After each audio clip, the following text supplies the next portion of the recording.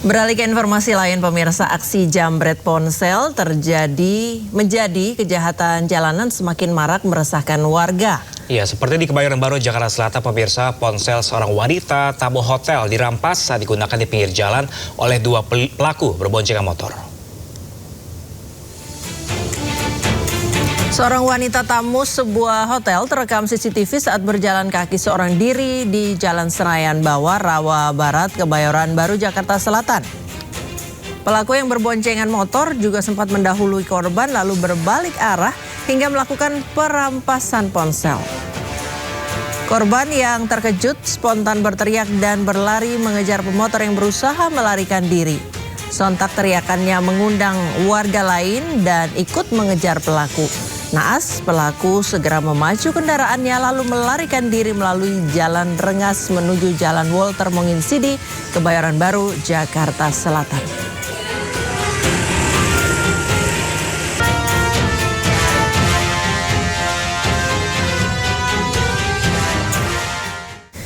Pemirsa, meski hasil survei Global Residence Index menetapkan Jakarta sebagai kota teraman kedua setelah Singapura, ternyata kejahatan jalanan kerap terjadi. Ya, seperti di Kemayoran, Jakarta Pusat, pemirsa, kawanan pelaku begal merampas sepeda motor dua remaja di Jalan Angkasa.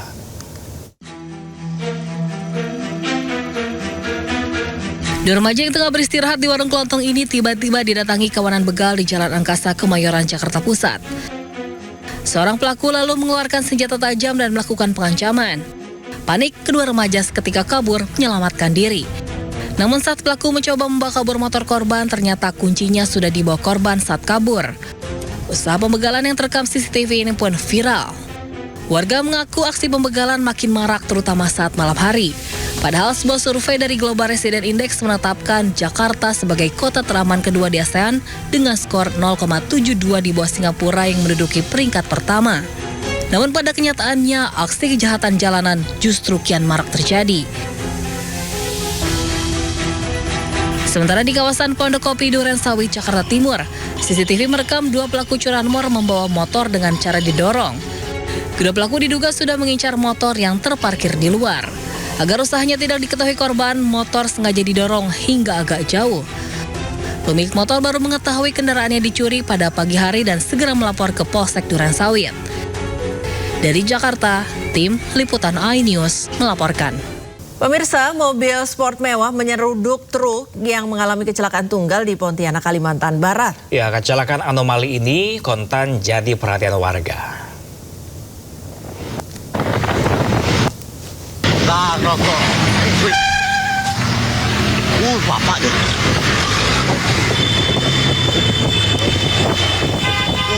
McLaren.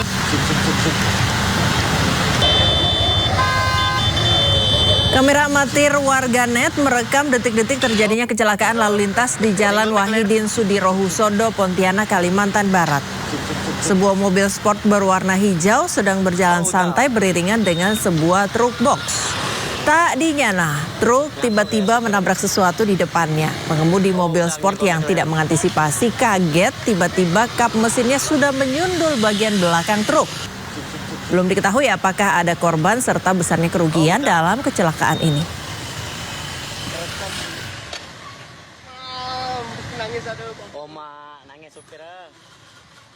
Pemirsa, Anda ingin punya barang mewah tapi dengan harga miring? Ikut saja lelang barang rampasan Kejaksaan Agung yang dimulai hari ini. Event bernama BPA Fair. Tahu Bu? Inilah deretan barang-barang mewah hasil rampasan yang akan dilelang Kejaksaan Agung dalam pameran Badan Pemulihan Aset pekan depan. Kemarin di acara Car Free Day Jakarta, Kejaksaan Agung mengenalkan barang-barang mewah hasil rampasan ini di Gate 6 Gelora Bung Karno, GBK Jalan Jenderal Sudirman. Di antaranya mobil Ferrari 488 yang dibuka dengan harga awal sebesar 6,5 miliar rupiah. Juga ada Ducati Superleggera yang dibuka dengan harga awal sekitar 1,6 miliar rupiah. Juga ada Harley Davidson Road Glide yang dibuka dengan harga sekitar 87 juta rupiah. Tidak hanya kendaraan, Kejaksaan Agung juga memamerkan sejumlah tas mewah. Di antaranya Hermes, Dior, dan Louis Vuitton dengan harga mulai sepertiga dari harga aslinya. BPA Fair akan digelar 18 hingga 21 Mei 2026. Hasil lelang akan disetorkan ke kas negara. Tim Liputan iNews melaporkan. Informasi selanjutnya, pemirsa, Pengadilan Militer Jakarta menggelar sidang pembacaan tuntutan terhadap 3 anggota TNI dalam kasus pembunuhan Kepala Cabang Bank BRI. Ya, ketiganya dituntut 4 hingga 12 tahun penjara serta dipecat dari dinas militer. Sidang digelar secara terbuka di ruang sidang Garuda, Pengadilan Militer Cakung, Jakarta Timur. Terdakwa 1 Serka Muhammad Nasir dituntut 12 tahun penjara dan dipecat dari dinas. Terdakwa 2 Kopda Ferry Herianto dituntut 10 tahun penjara dan dipecat dari dinas. Terdakwa 3 Serka Franky Yaru dituntut 4 tahun penjara. Ketiganya terbukti secara sah dan meyakinkan merampas nyawa orang lain dalam rangkaian aksi penculikan dan pembunuhan terhadap korban.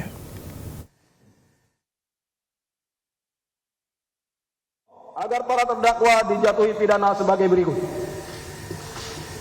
Terdakwa 1, Serka Muhammad Nasir, NRP 3998399880377, pidana pokok, penjara selama 12 tahun, dikurangi masa tahanan yang telah dijalani, pidana tambahan, dipecat dari Dinas Militer CQ TNI Angkatan Darat.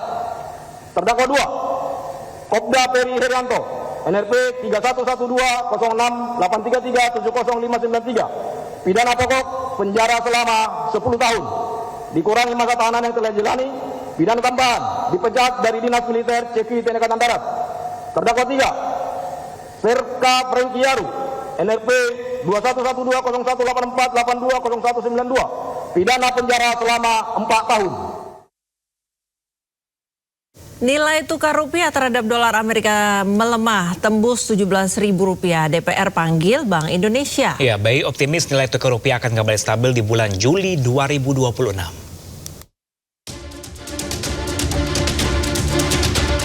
Senin siang, Komisi 9 DPR RI memanggil Gubernur Bank Indonesia buntut melemahnya nilai tukar rupiah terhadap dolar.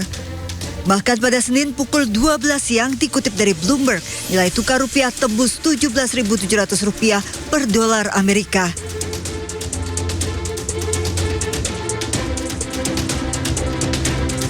Anjloknya rupiah membuat anggota Komisi 9 ramai-ramai mengkritik Bank Indonesia. Kita tahu bahwa tadi teman-teman mengatakan kursnya sudah 17.600. Bahkan muncul ejekan kalau 17.845 maka Indonesia merdeka katanya. 17.845. Nah, tetapi di presentasi Bapak mengatakan bahwa rupiah stabil, relatif stabil kalau dibandingkan dengan negara yang lain. Nah, persoalannya yang dirasakan oleh masyarakat adalah harus juga meningkat dan persepsi ekonomi ini melemah. Padahal BI sudah banyak sekali melakukan langkah. Salah satunya adalah intervensi besar-besaran sehingga menurunkan cadangan devisa dari 156 menjadi 146 billion dollars. SRBI sudah dikerek menjadi 6,41%. SBN, BI juga membeli SBN 332 triliun di tahun 2025 dan sekarang tambah 133 triliun lagi. BI juga melakukan pengetatan pembelian dolar dari 50.000 ke 25.000. Maka pertanyaan kritisnya adalah semua instrumen yang dimiliki BI sudah dilakukan. Tetapi why? Kenapa rupiah tetap berlanjut mengalami depresiasi? Meski dicecar Komisi 9, BI mengaku optimis nilai tukar rupiah akan kembali stabil memasuki bulan Juli. Dan beliau meyakini bahwa pasca bulan Juni, jadi pasca melewati musim demand yang tinggi terhadap dolar yaitu April, Mei, Juni, insya Allah rupiah sangat berpotensi untuk menguat. BI yakin nilai tukar rupiah di tahun ini bisa mencapai nilai tukar rata-rata yang ditargetkan, yakni Rp16.200 hingga Rp16.800. BI akan terus menjalankan 7 langkah strategis untuk memperkuat rupiah sambil mencermati perkembangan kondisi global. Dari Jakarta, Tim Liputan iNews melaporkan. Sementara itu, anggota Komisi 11 DPR RI Primus Yustisio mendesak Gubernur Bank Indonesia Peri Warjio mengundurkan diri. Ya, desakan ini muncul karena pelemahan nilai tukar rupiah terhadap dolar yang menyentuh level terendah di 17.600. Bank Indonesia saat ini sudah menghilangkan trust. Bank Indonesia sudah menyampingkan kredibilitasnya. Dan Anda sebagai pimpinan Bank Indonesia, sebagai tokoh utamanya, harus gentleman, Pak. Harus berani melawan. Ada apa ini? Kenapa ini? Pak Ferry yang saya hormati, kadang Pak, kalau kita mengambil tindakan gentleman, itu bukan penghinaan, Pak. Saya berikan contoh, mungkin saatnya sekarang Bapak mengundurkan diri. Tidak ada salah. Kalau selanjutnya terserah Bapak tentu saja. Tapi itu bukan sikap penghinaan, Pak. Anda akan lebih dihormati seperti di Korea ataupun di Jepang. Kalau Anda tidak bisa melakukan tugas Anda dengan baik. Menteri Keuangan Purbaya Yudi Sadewa mengatakan perkenyataan Prabowo masyarakat tak pakai dolar hanya bercandaan. Purbaya pun meminta masyarakat tidak perlu khawatir. Saya lihat konteksnya kan di pedesaan waktu kemarin itu. Nggak apa-apa ngomong begitu. Bukan berarti presiden nggak ngerti dolar, ya. Kenapa? Kan besar-besarnya kan Anda terus beli sebar kemana-mana. Kalau untuk orang desa itu emang nggak terlalu jauh lah. Biar lebih tenang gitu mungkin ya, Pak. Gimana? Untuk masyarakat biar lebih tenang mungkin, Pak. Kondisi dolar yang sampai 17,6. Jadi nggak usah takut, fundamental ekonomi kita bagus, fiskal kita bagus. Besok saya akan jumpa pers masalah APBN kita yang sebagian termasuk majalah ekonomi bilang berantakan, artinya enggak, kita bagus sekali. Dan mereka nggak ngerti apa yang kita kerjakan. Strategi kita bukan hanya belanja pemerintah, tapi kita juga mengaktifkan sektor swasta. Makanya pertumbuhan ekonomi bisa 5,6 triwulan pertama, karena swasta juga mulai bergerak, bukan hanya government aja. Ada yang bilang kan, itu pertumbuhannya rentan gara-gara hanya didukung oleh belanja pemerintah, karena tumbuhnya cepat. Kalau kita lihat dengan Kalau kita lihat dengan pangsanya, sebenarnya kalau lihat dari 5,6 itu, mungkin 2,9 dari belanja konsumen, 1,7 dari investasi, 1,3 itu dari belanja pemerintah. Di jumlahnya nanti ke arah 6 sana, ada juga ya ekspor-impor ya negatif. Presiden Prabowo Subianto menyerahkan sejumlah pesawat tempur hingga rudal ke Panglima TNI Jenderal Agus Subianto di Lanut TNI Angkatan Udara Halim Perdana Kusuma, Jakarta.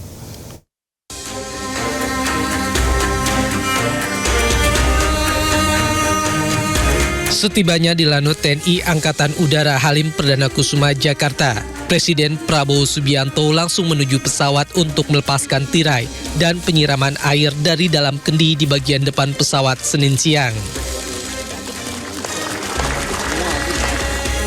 Ada sejumlah pesawat yang diserahkan hari ini, yaitu 6 unit pesawat tempur Rafale, 6 unit pesawat angkut Falcon 8X, dan 1 pesawat Airbus A400M Atlas MRTT.